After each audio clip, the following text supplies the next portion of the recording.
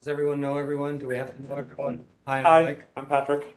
Achita. Oh, I know you. Yes, we've worked together briefly. I'm having a flashback to Yes. Solomon, Peter Solomon. Yes, indeed. Oh. All right, so Arpita, take it away. I mean, I wanted to talk about accessibility and how we can make games uh, accessible, especially if we are using them in our colleges and schools. Um, so there is technology available like the Xbox adaptive controllers, but I don't think many people are aware of them. So if we are using games in our classes, it's good, like as instructors, we should be um, aware of these, and there should be a way we can communicate this to the students like before the class. With Dr. Young was suggesting uh, making this information available on Husky CT or whatever LMS platform you're using. Also, like some of these students are shy or they are scared to talk about these issues with their professors. So we should make them feel comfortable in a way that, you can come and talk to us about these questions that we have. What can- it'd be good if we could turn that scenario around though and ask some players to play it through the different UL interface Right. instead of the one they're comfortable with from Xbox or whatever. Yeah. Seems like that's an interesting challenge that would be worthy in the universal design sense of it. Right? Let's see if we can make it easier for you. Try to play it while you're on the bus. Try to play it while you're driving. No. Would that be wrong? But you see, the concept would be to try to engage everybody to explore the different interfaces, maybe. Yeah. Maybe give them badges for it. So the specific one, like, are you specifically talking about Xbox and how, or are you just talking about? Yeah, I just want to give that example because there is an Xbox adaptive controller available, which has like bigger buttons and like light pressure buttons that are easy for someone with mobility restrictions. So I think that's a very good example. Would that be cheating in esports if you had got a controller that was different than someone else's? That with a lighter touch, or could it improve your twitch rate? I feel like most, well, I could be wrong. I know that at least for just regular online play, usually it's if it's like one button per input, it counts as not cheating as long as Right, because you can remap your keyboard, right? so as long as you don't have a button that does two things at once, but that might not be accessible too. Sometimes you need that in order to. So that's an interesting question. I think it is an interesting question. And so there has to be a different league for those who can adapt the keyboard somehow. I'm also not super well versed on esports, so Well, I'm just, all right. I was just trying to make an extreme case, I guess, where it would be deemed cheating. Certainly in the spirit of universal design, if it was a course, it wouldn't be cheating to interface it in some easier way. Everybody might want to do that on the bus home or whatever.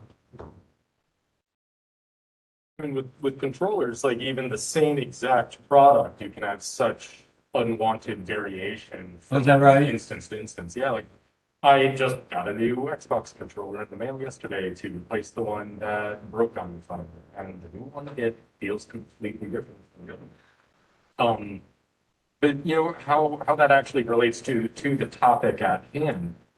The decisions and the non-decisions, the accidents that go into creating a controller have such an impact on its accessibility.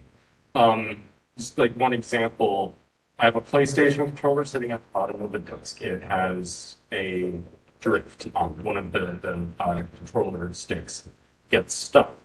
Every now and then, I'll actually break that one out and play with it because it's hard. It's a challenge. Yeah, that's what I'm saying about the universal designs. You can make these challenges up for everyone, and somebody with fluency with these gentle touch switches might actually have a real advantage in some instances.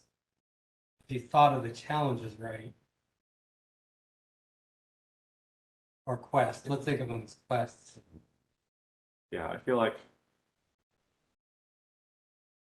overall on a case by case basis, I feel like definitely I lean toward try to make things accessible to everyone first, and then afterwards, if you see an issue where it's like, oh well, this makes it much easier to play the game, then maybe think about that. But I think One of the things I noticed when I was a couple years ago, or maybe more than that, when Xbox released that accessibility controller package, one of the things I noticed about it was that it didn't seem like it was a big advantage giver.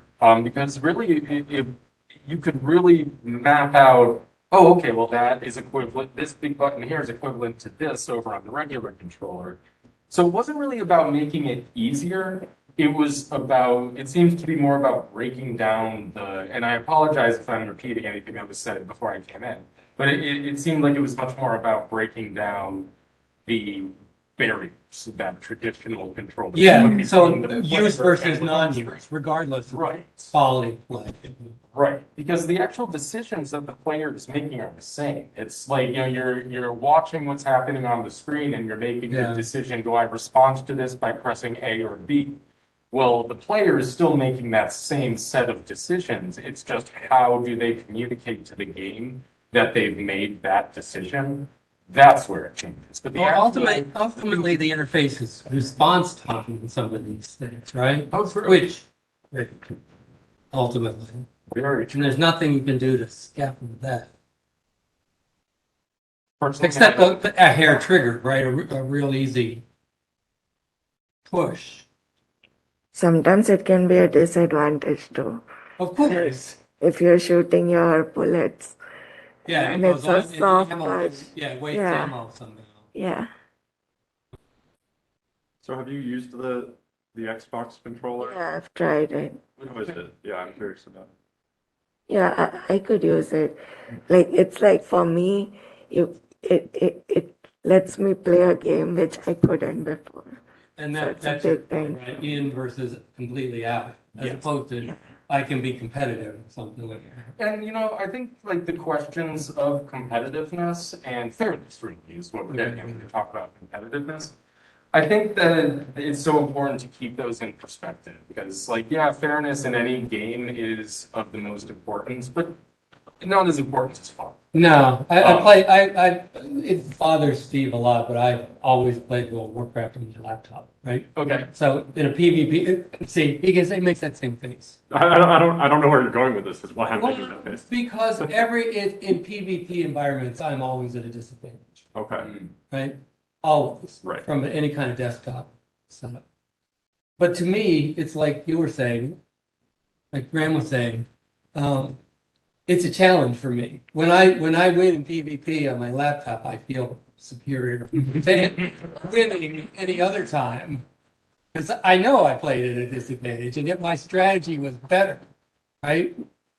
And I kept them silenced when I kind of knew when they were going to try to cast something, like because that's the way good players would do it. So I'll silence them right then, and my laptop can win in those kinds of environments. Mike, Yeah. you just gave us insight into your psyche. Oh dear. Isn't that what we're here to do? No. Okay. No. Definitely no. So I guess taking a step back from the competitive side of things, what things are helpful for like making games more accessible, and what tools are there? Like, are there general tools out there that are helpful for that, and are there specific tools that specific games use that are very useful?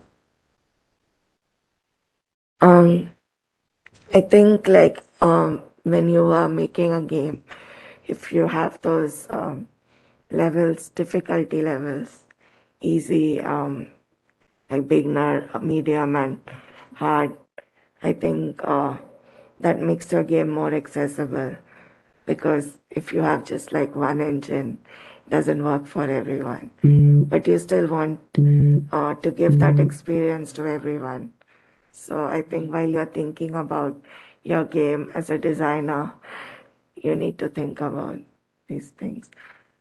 That can make it more broad. I've noticed that designers are starting to pick up on that and the way you see it changing. You had difficulty levels forever, but like in like the 80s, it would be like, do you want to play normal mode or hard? Then with like first person shooters, they start getting cute with the names like Wolfenstein 3D. Like, are you going to play on Can I Play Daddy or are you going to play on I Am Dead in Dark? And there's a lot of baggage in that choice of words. If you're choosing to play Can I Play Daddy? And like the character's icon is like he's the big tough gun-toting Nazi shooter, except he's got a little baby bonnet and sucking on pacifier.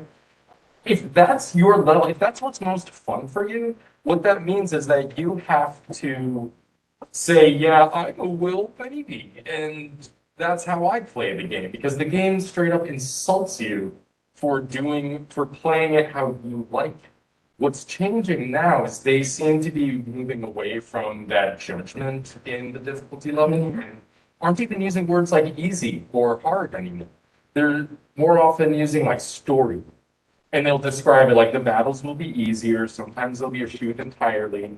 This is the version for players who really love these characters in this world and want to just appreciate the experience. But we'll also give you a, crazy hard mode for people who want to, hone their skills. So I agree, and I think that there's positive. What about the learning progression though? Usually levels 1 through 10 are just, get the skills enough to go play the real game. Yeah.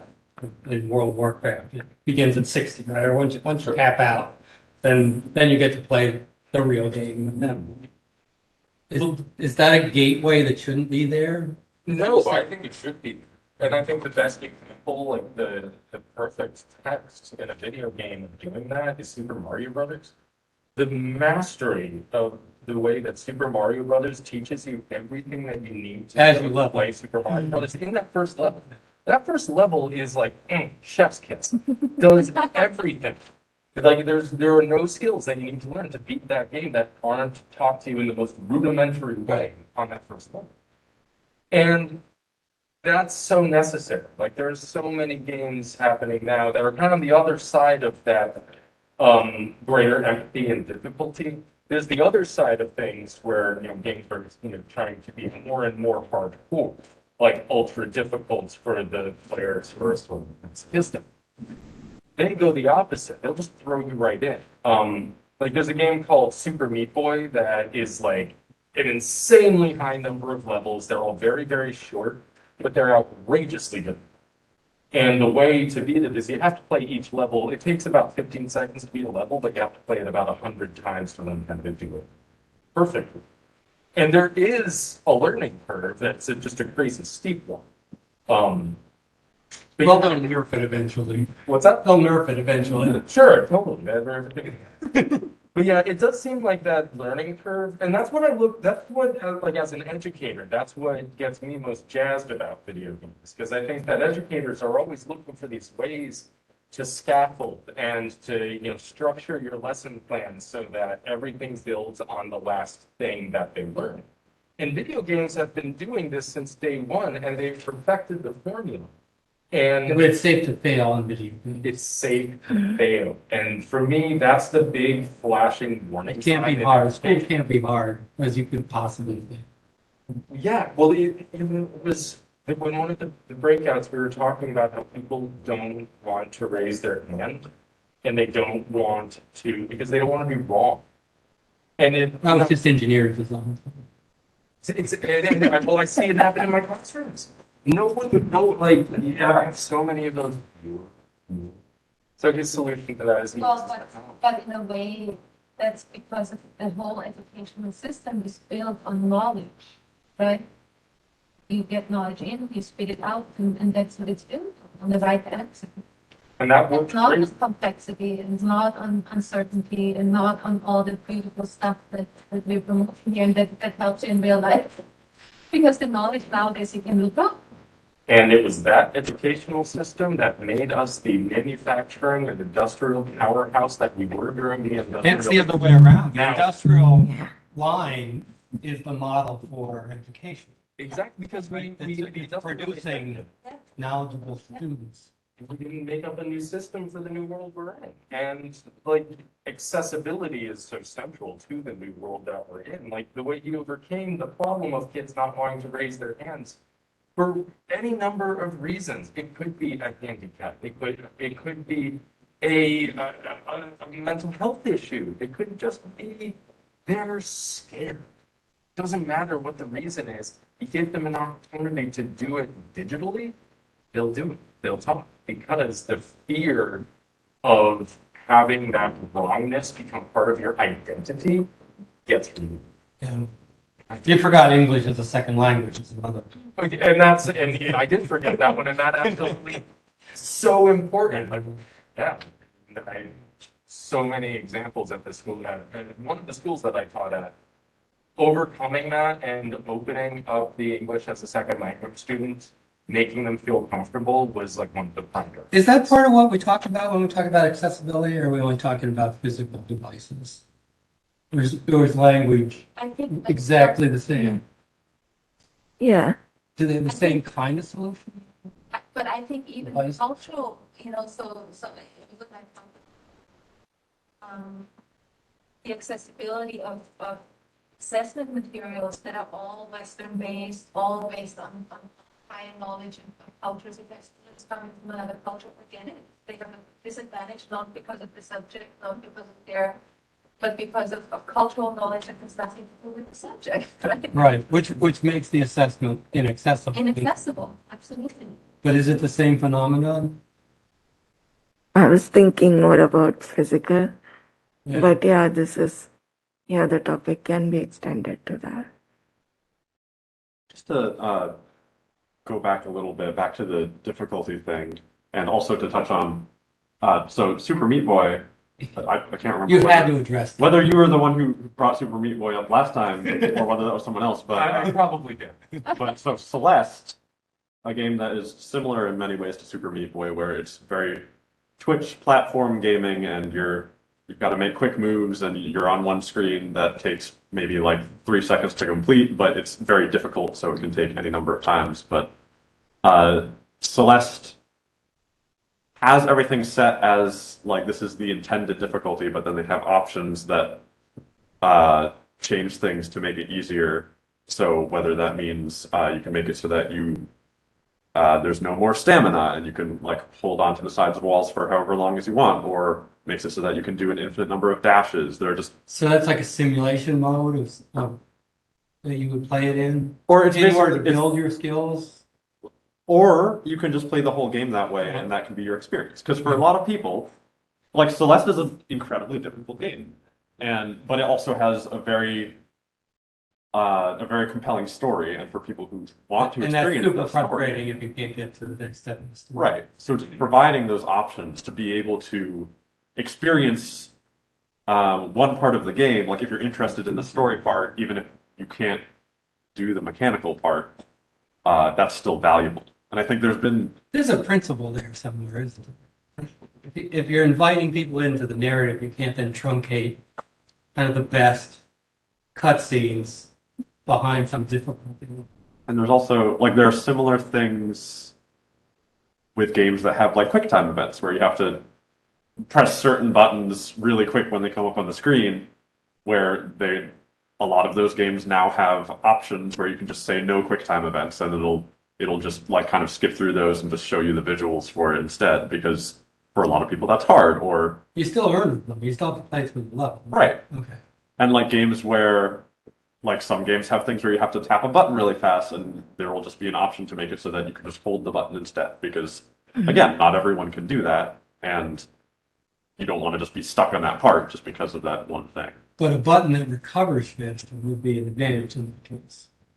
Right. So I think that there's a lot of other things to consider if it's a Bring- multiplayer game. So like I think for single player games specifically, not including things like speed runs and whatever rules are there, there's no reason not to let people experience your game in whatever way is best for them. And I feel like there's been a lot of discourse around that in, I don't remember whether the most recent discourse has been mostly in like Elden Ring, but like for people talking about Souls-like games and like some players wanting difficulty options and then other players being like, no, the whole point is that it's hard, but like, Does it vary by But player why? or vary by time? I find myself sometimes having fun at the easy level and sometimes having enough time. I'm not one player, right? I'm a player at a particular moment. Like I want to get through this quickly because I actually have to do some reading, 10 page review. This Just Yeah. just an example, to pick something out of the air, I have to read a 10-page review, or I have enough time, right? It's my weekend. I want the difficult level because that's again my competitive nature that I have. You can be downstairs. Again, Yeah. got you on retainer. I'm still paying back for a shrimp pump. long story years ago. It's all forgotten, right? Totally. Maybe in the cafeteria today. So, so you said, is it a problem with the competitiveness? Some things are made easier. Does the same thing go in the other directions when some people make it harder? Because it changes, it's not the same experience for everyone then too. Is that, does it go in the same direction? Are you messing up the game for others because you make it that you want? Bit more difficult. With a ganking mindset in mind, you would hope so. Yes, I would hope I was making it miserable for someone else. That's a goal that some players might have. But yes, of Yeah. course. At any time there's multiple players, the players' goals can turn to making the game more difficult for others or just winning themselves. Kind of wind into another perspective on this. We've been talking a lot about like very technical solutions to problems of accessibility, big tools that you touch, Yeah. gameplay mechanics. But then there's just design, like genre considerations, like the walking simulator genre, which I love. Those are the games that have probably moved me more than any other genre of games. Are incredibly accessible. There's been, with the rarest of exceptions, there's no reflex based challenge. Right, like the open world mindscape. I'm examples of games like limits. Firewatch or Gone Home, What Remains of Edith Finch. These beautiful games that are more about encountering emotionally resonant experience than overcoming a challenge. I explained one of these games over Thanksgiving one year to an uncle, and the non-gamer uncle's question was, "Okay, so when do you start playing the game?" And I didn't have the answer for him. But I think that's another direction that the game industry is taking, exploring avenues where you don't need any special equipment. The game itself answers the questions of accessibility. Fine. Well, it shifts it from skill building and demonstration to storytelling. The experience of playing one of these games, I liken much more to reading a novel. It has that same sort of pace, that same kind of energy to it. I have a question for you though about touchscreens and your thoughts on touchscreens as an accessibility tool. Because in my experience, I'll play the same game with a controller and then play a touchscreen version of it. I find that a controller is infinitely easier to play the game with. And once it's on a touchscreen, I can do it, but I feel like I'm fucked. Do you do the touchscreen two-handed? Depending on the game, usually most games would demand it. Or at least any game that can be played as a version that is, on screen with a controller and can be ported over to a touchscreen, Right.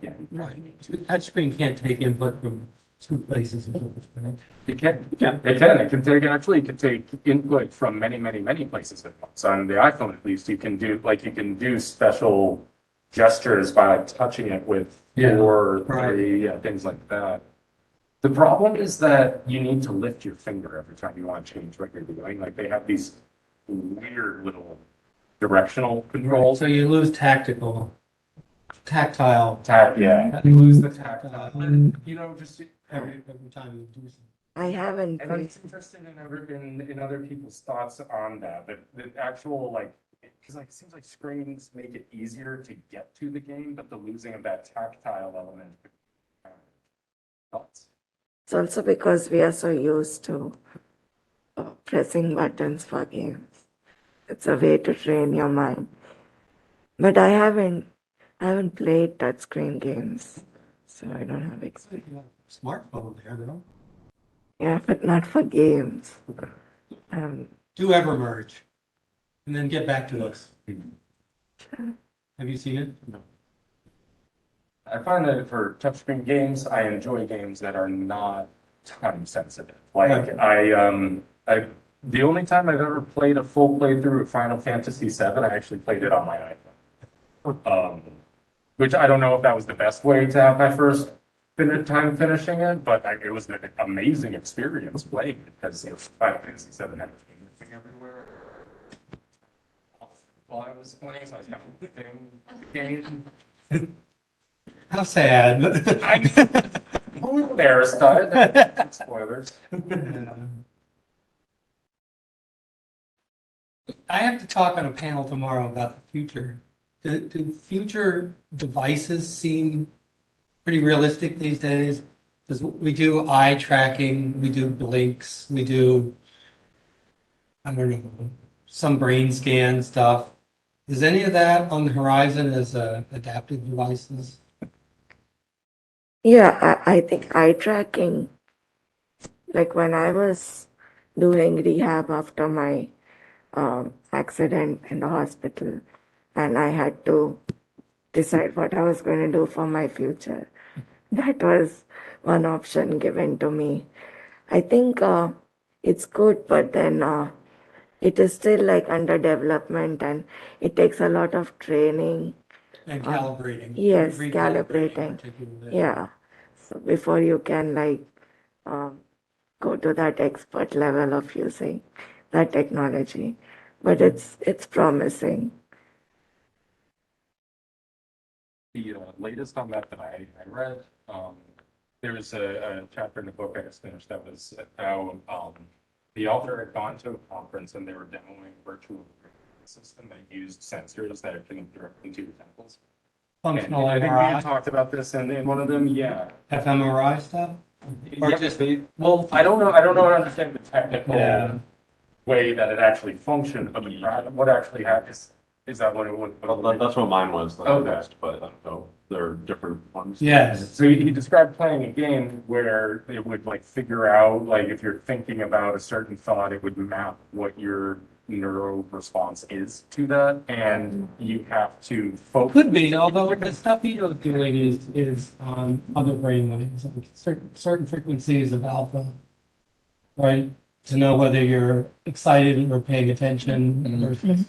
Yeah, what I used was called the emotive headset, I believe, and it was just like I A little skull it cap was of sensors. EEG, it has sensors. Yeah, that go like more that. EEG than But fMRI. it was still it's potentially mildly useful, but it's still like It's very gross. the like largest on, number off, of actions maybe. you could possibly Yeah. think of at once is like 3, and after which it becomes useless. That's my usual existence. Oculus Quest also has this new technology where you don't have to use the controllers. You can like train it with your hands, and then you can move your It stays in fingers. 3D space, like with cameras. Yeah, you just configure your hands to the controllers, and then you don't need to hold them. Just move your fingers, and In space. yeah. Um, So it- there's keyboards like that too that kind of project light down onto the surface, and it's more where your fingers are than it is Yeah, touching. how does that work in terms of like, is it like hand position or is it like hand rotate? Like what Yeah. different things does it Probably have? 6 degrees of freedom. it's like if you want to like click something, you like make a pinch, and then if deselectors, don't bring your fingers close to it. But does it follow your hands then? Yeah. Wherever you pinch? Yeah, A pinch is a pinch, no matter where it is. Yeah, it does. With these technologies, and you have to take the same problems that we have now, assume that they will carry. One example is one of my students is she's not deaf, but she has a severe hearing loss, and she needs a microphone in order to be able to hear. But the problem is that this is responsible for managing her own technology. So Is it That plugged does- in? Is it powered? Does it have is it powered battery? up? Is it plugged in? Yeah. But most importantly, did the teacher get handed the microphone at the beginning? Right, of the did they even class? turn it on? Well, I know her, I got to know her over time because I'm a sub in the building, so I've subbed for classes she's been in many times. And it wasn't until I subbed for her a few times that I learned about this. I mean, now I see her, so I know to make sure I have them. This poor girl was just muddling through, getting the notes from other kids, sitting really When it didn't get turned up. when it didn't get turned up because she hadn't given it to me because she's a kid. And, I'm not even gonna think about why she didn't give it to me. She's a kid. Same with teachers, right? The teachers have the same problem. Yeah.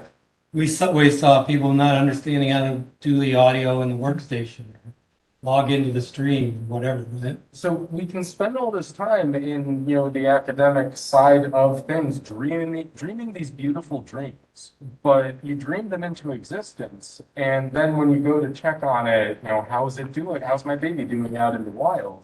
Well, you're going to find it sitting in a corner collecting dust, and they're going to still be doing things. Yeah, but that's where engineering gets exciting, right? That's how cars, even though they were invented so long ago, they don't look like they used to. Right. They've been engineered and finally engineered Yeah. to get better things, easier things, more safety devices. Go ahead. So one thing I have thinking about, because on the general education committee, we talked about accessibility and courses and so on. We invited a few colleagues from the university to talk about it. And it became really clear to me that so often, like you said, the honor is on the students to do it and to disclose it. And, in a way, and whenever possible, students shouldn't need to disclose it. So all the help we can give on the outset, or at the outset. There's my second language speaker.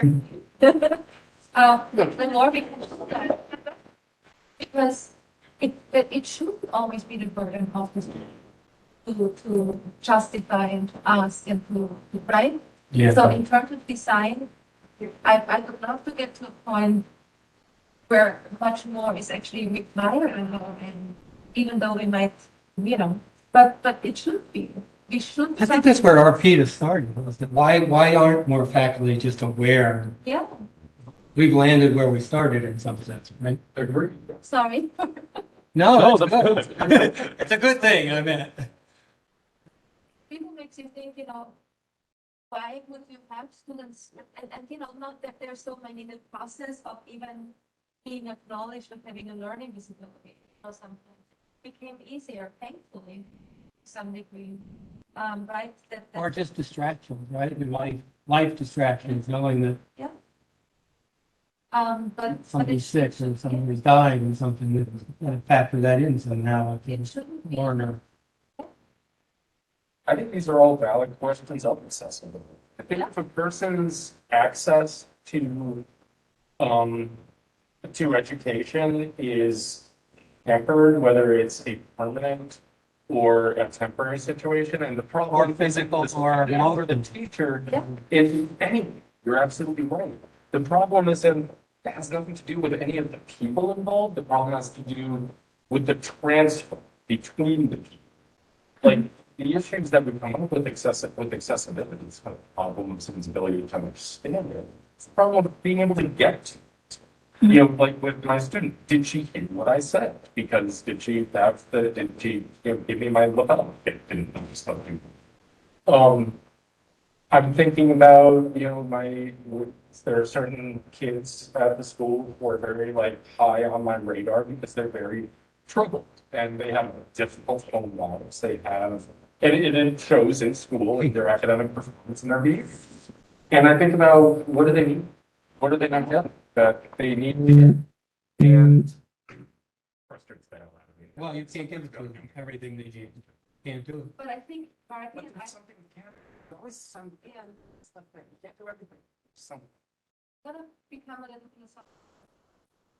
I think partly the problem is not so much the tools and the part of the problem is attitudes we have in our society.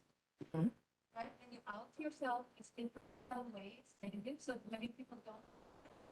So no matter what it is, it's a second language. And problem for accent. Times where I would have liked to get rid of it, right? Or times when I wanted to learn. Oh, you said I had an accent. But you see where I'm getting? And I think frankly, that should be part of education, to talk about values. Of course, and appreciate.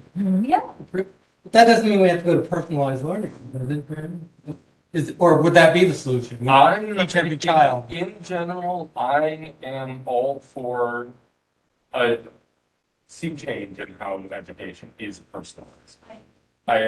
I think, and it's not. But that's asking a lot of teachers. Well, Yes. but it has to be, and it can't, see, I have a sense that I have some, like, I'm within the ballpark of what you're imagining it looking like. And what you're picturing, you're right when you say what you're imagining would never work. Didn't say it wouldn't work, did I? I- It would work. Well, I think, Come on, you know, if we're Patrick. to take it from the perspective of like, we're doing what we do now to personalize education for the individuals who need it and then do it for everybody, that would. Yeah, that universal That's design it. is the middle range, right?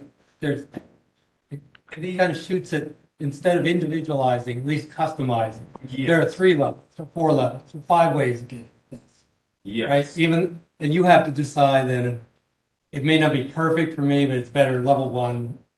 It's Version like 1. difficulty levels. Is this, Yeah. can I learn? Well, we already or have I am different learning levels. incarnate, you know? In school. That's what extra credit provides. Well, a good example of the way it was put to me in grad school is you have an assignment, and what the assignment is all about is the learning objective. That's the end all be all. If they can demonstrate that they can accomplish this objective, there's a thing they can do that they couldn't do before, they can do it. How they get there doesn't. Any way, any path that gets you to the destination is a valid path. And every student But is equipped for different terrain. Is it about the destination or the end? Is it about growth, or is it about some meeting some standard? Aha. I like the way you put it because you are setting out to reach, you're setting out to reach that definition, and that definition comes from the standard. In my case, the standard is the NGSS. I have to justify my existence by pulling a standard and Next gen science standards. No, yeah, the next gen science. Sorry. It stems. I did my final master's project on, I created a tool for building NGSS lesson things, so I've been like buried in this standards. But this idea of having multiple paths to get there is definitely speaking to what you're talking about. Is it about the destination as prescribed by the standards, or is it about the journey as experienced by the student? It's both, because they have to get to the standards to satisfy, the government. But, I always think When I point to the government, I have to. I don't think like, the people who work on the floor above me, I have to please them. But you still have to take the student on this journey, have this experience for them. So you think like, all right, do I have visually oriented students? How could the visually oriented students demonstrate their understanding? I have numerically oriented students. How do they demonstrate? The terrain of the different paths is different, and different students are most comfortable on different terrain, but all paths lead to the learning. That's I think probably the best way I can put it. And you're absolutely right that it makes more work for the teachers. I'm kind of okay. Yeah, and I think it's an overgeneralization, if I can push back, or what, say devil's dangerous advocate. And all. Okay. Is that something, is that a thing I can do? It is now. That's you. Oh, it's just like, Now I'm distracted. What was it? Angel's advocate. So you are. So, but more words. I think you want to say it's not necessarily. teachers or We're all trying to do it. Yeah. Your minds are better than mine. That's the problem now. I think I lost that thought. So I think Well, you said you wanted to push back. What I was saying before you said that was that you have different. I was saying like you have different terrains, different paths. I was going to say, not if you're shooting a basketball free throw. That there's something about the domain that doesn't allow you to numerically or visually, or I can't tell you how I'm getting better at shooting basketball. So that's a skill, but you could talk about knowledge, or you could talk about attributions and, your touchy-feely kind of emotionally related things. Like, I don't want my heart surgeon to have just talked about how he got better. Yeah. And oh, I see what you mean. So Right. you're talking about how the different skills come together. yes, in the literature and instructional design, it's pretty clear that while you might have a preference for, I like to listen on the bus more than read. Well, that's fine, but you better be able to also visualize this space if you're going to do kinetic sculptures. So in a Right? way, It's not an auditory trick. but in a way, if you have a complex enough problem, that's what I'm leaning more towards, to apply whatever skills, knowledge, attitudes, however you divide up what you want to teach. If you have a complex enough problem that the students have to apply it in the course of the project, and they can do it in any order they wish, or they can, the freedom is in that, How many different ways can I demonstrate then my free throw shooting or my basketball practice? I think it's important to speak to that. You want, at the end of it, you want to make sure that they can actually do something. exactly. The learning Do something objective, because they learn. well, and the way the NGSS is written is the learning objectives are all a student will be able to statement. There's no learning objective there that is not something that you can demonstrate. It's examples like student will be able to design a model of whatever. Student will be able to, fill out a punt, whatever you want to say. Anyway, and if you can't do the thing, like in your example, if you can't do the heart surgery and prove and be assessed that you can actually successfully perform heart surgery, you didn't complete something. The difference between the destination and the journey is the destination is the doing. The journey is the understanding, the doing. It's the process of conceptualizing, so you're not just repeating an action. It's not just a rote. Like anyone can just memorize this step. Not anyone can just memorize, but it's easier to just memorize how to complete a process than it is to grasp and understand the steps that go into it, why do they, how do they.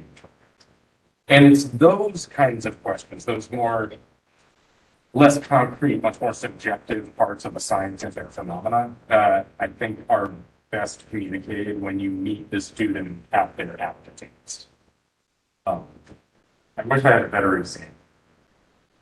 And this one example is, appropriately enough, video games. I had a really successful time teaching freshmen how their immune systems work by assigning them a video game to play that simulated all the steps. They were not doing well on this subject before I came in and started teaching this. They were not grasping it.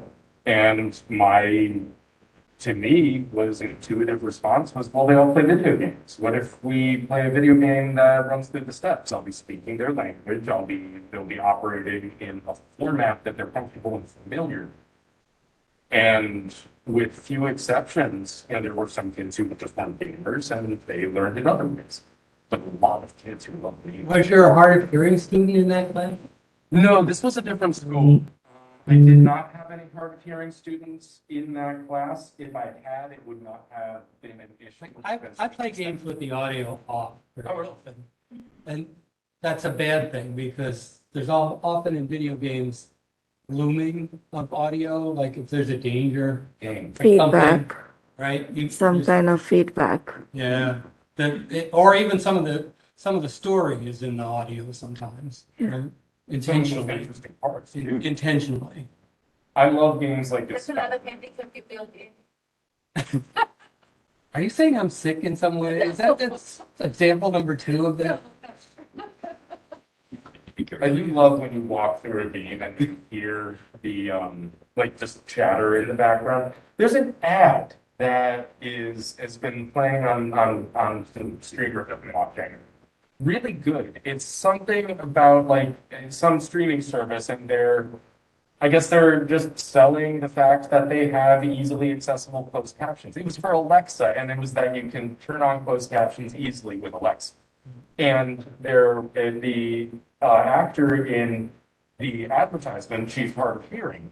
So it's a person who is hard of hearing using this technology, and they're really selling. Oh, is that the Western ad? Western ad? Yeah, where it says scary music or something. Oh, I would call it more foreboding. Yeah. Yeah. But that is an interesting aspect of accessibility because then it's up to the captioner to correctly caption the emotion intended and in a timely fashion, like in a video game. Like I'm sorry, the captioning thing. I can't it's stop funny. laughing. It is funny. Well, what Wendy did this morning? Were you there? I for was that? not. So she introduced herself by speaking Oneida.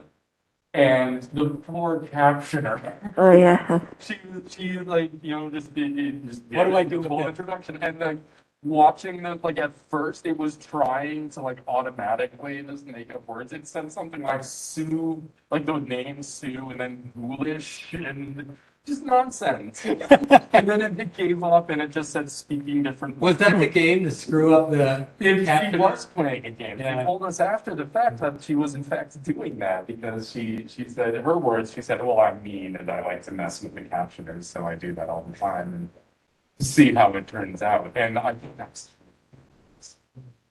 That's to say the automatic captions, the automatic captions on the voicemail, like in German voicemails.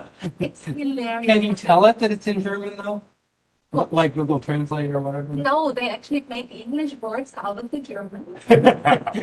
So often it's really, Can you some- read that then though? Can you translate Not at all. bad It's captioning in nothing. German? It has nothing to do with the original, and often there are words in there that whoever left the message would not want to have said.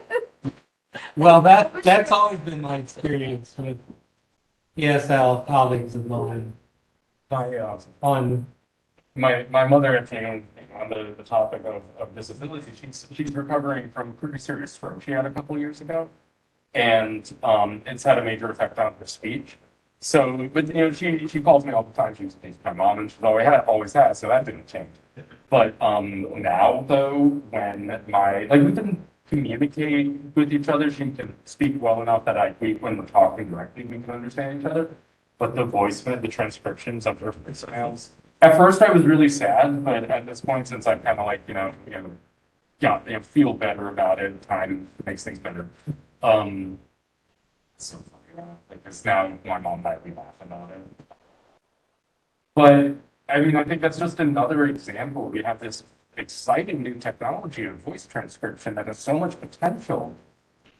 And yet, it has such, the limitations are so, game. What happens when you first speak Oneida to one of these systems? I use Dragon voice recognition system to type on my computer. And at first it was because I have an Indian accent. It was so hard to train it, but now with different versions. Now they have an option where you can select what accent you are, and then Not just your native language, but the Yeah. accent. right? yes, Okay. so it made things You're much gonna better. Speak English with an Indian accent. Speak English with a Spanish accent. Yeah, you can actually select that, and Interesting. And it really says something amazing about the fact that the machine cannot process easily and like understand. And yet the human ear and the human mind Yeah. can do that. Like we're able to like fill in. I love watching voice prediction or word prediction, and Yeah.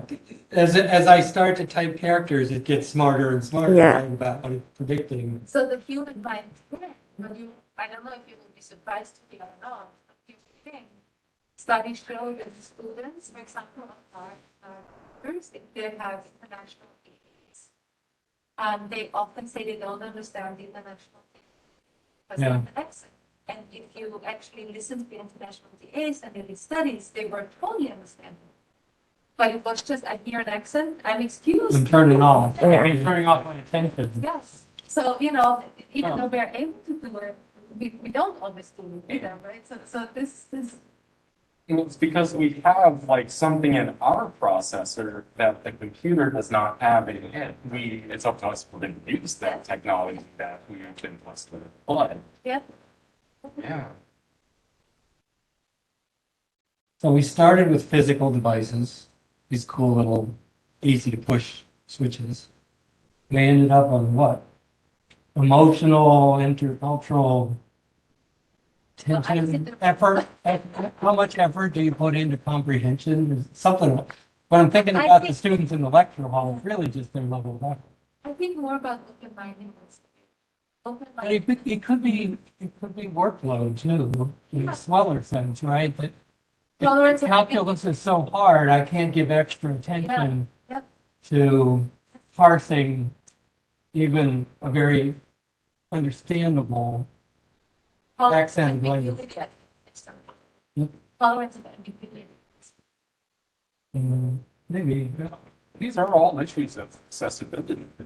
One of the pieces of advice that I was given during my student teaching, I had one class that had a very high concentration of English as a second language students. They kind of, I don't know why the school did it this way, but they put them all together. I have thoughts on that, but that's a whole other issue. And for that class, part of being a good instructor to them was changing how I speak, slowing down the pace of my words, changing what my word choice was. I've always had a bad or good habit, depending on how you look at it, of using the biggest word possible. I've had to train myself to like not do that because I am way too talky and wordy and I talk with big words a lot. So this is trouble. But yeah, they couldn't understand me a lot of the time because I did not speak in a way that's accessible to them. To retrain my brain, it's hard. Well, regular classroom teachers, almost all, do nothing. Understand that language is a barrier. Well, Or in can- in their subject, in general, you know, language is such a huge issue. Everything is having an understanding of language. Do they? Let's go back to shooting free throws. Language plays an important role in most sports. Feedback. But not always linguistic. When I'm shooting free throws, it can be just me and whether clumps or swishes. You don't even necessarily have to say anything to the person. You show them shooting free throw and hand them the ball. Right. Also, I don't know if you were here when Tom Pale was here, but he do that self-modeling stuff. Okay. So he did it for where kids were selectively mute. They only talk to the parent, but wouldn't talk to anyone else. And so he would get the parent to videotape the child saying things through the whole day and then he would edit them answering a teacher's question, right? With their words cut together, them saying the answer to the question that they'd never answered from the teacher. And so they self-model, they would have been asked to watch this video of themselves Mm. with the teacher asking the question and then answering it. And it worked. He cured some selective mutes that way. But it's visual. Or it's not more modeling than it is learning through convincing or making some logical argument. The ability to imagine yourself in ways that you are not. It's kind of what video games do. It's kind of what teachers are trying to get kids to do. That's such a Show them what they could show them achieve what they could be. And well, and visualize, imagine them. and act it. Yes, because that's the first step to doing. You visualize. And you can't really take much action. Not the congenitally blind, and they still learn. True. So visualize isn't the right word. Conceptualize is a better word. Do we get off track from the physical? Yes. Can we get back on track? No, I think, say it's like a sculpture class, and someone like me cannot participate in like physically making a sculpture, but providing a technological platform like VR or CAD to do the same assignment. Gotcha. Yeah, so I'm still doing the same thing. Can I you might get not, your dragon to do things like CAD? no. No. How do you have to do it with a? Yeah, there's a Bluetooth on my chair. It connects to my laptop. This becomes my mouse, basically. That's how I use it. And I use the on-screen keyboard if sometimes the dragon doesn't work. Ah, so this is so that you mouse over the on-screen. Yeah, keyboard. I'm back up. Especially like Dragon is okay for typing documents and emails, but if I have to What program, about texts on your phone? yeah, programming language is not something I can do with Dragon. Never going to understand me. So all that Unity programming? It's all hand type. Oh, Dragon. Is Dragon a voice recognition? Yes. yeah. Dragon naturally speaking.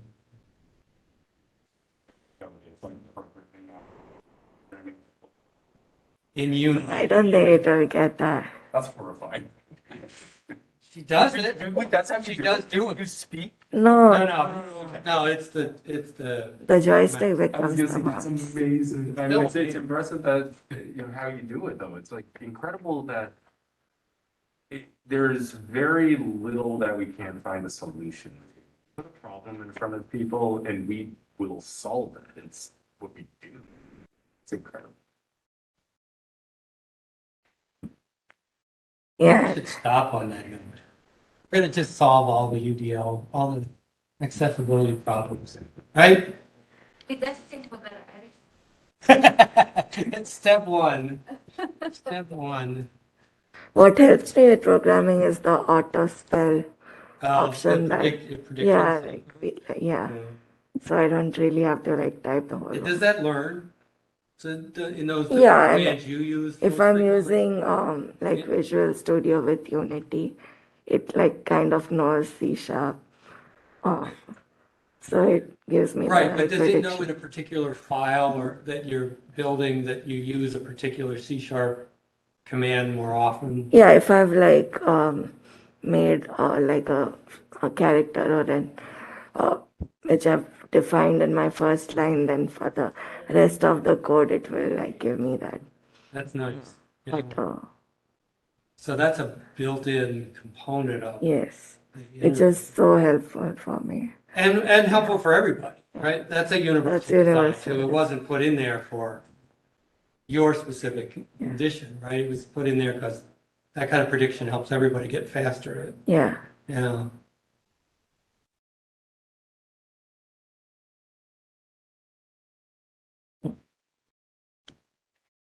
Good. Is the arcade on? Okay. Yep, arcades are on. 4 o'clock. I think. Thanks. Just checking. I knew that was going to be the next thing. You asked me to. I'm sorry. I think it is in Wilbur-Cross, like, sure. Wilbur Cross North Reading Room. Oh, okay, then I see you. That's a beautiful one. It is. Yeah. The only time well, they had one of the language presentations in the posters. Oh, Do you remember that? I thought that we was did one. that. Yes, that's right. That's about the last time I was in there. Oh my God. But Mike and I have a long history. Oh, yeah. no.